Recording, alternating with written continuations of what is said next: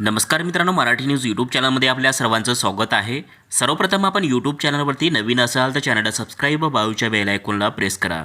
दिनांक 14 मे 2026 रोजी झालेल्या कॅबिनेट मंत्रिमंडळ बैठकीमध्ये राज्य कर्मचाऱ्यांच्या संदर्भात 4 मोठे महत्त्वपूर्ण कॅबिनेट मंत्रिमंडळ निर्णय घेण्यात आले आहेत।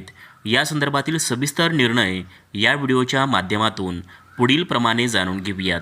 यामधील पहिला निर्णय म्हणजे विमुक्त जाती, भटक्या जमाती प्रवर्गाच्या खाजगी अनुदानित निवासी उच्च माध्यमिक आश्रमशाळेतील शिक्षकांना 12 व 24 वर्षांच्या नियमित सेवेनंतर चट्टोपाध्याय आयोगानुसार वरिष्ठ वेतन श्रेणी व निवड श्रेणी लागू करण्यास मंजुरी देण्यात आली आहे।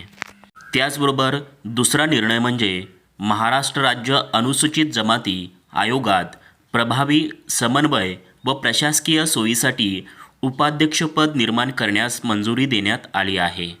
त्याचबरोबर तिसरा निर्णय म्हणजे अनुसूचित जाती आयोगाच्या रचनेनुसार सदस्यामधील एका सदस्यास उपाध्यक्ष म्हणून काम करता येईल अशी सुधारणा करण्यास मान्यता देण्यात आली आहे। त्याचबरोबर चौथा निर्णय म्हणजे मृदा व जलसंधारण विभागाचा सुधारित आकृतिबंध निश्चित करण्यात आला आहे, ज्यामुळे राज्यातील सुमारे 8,767 पदांना मान्यता देण्यात आली आहे।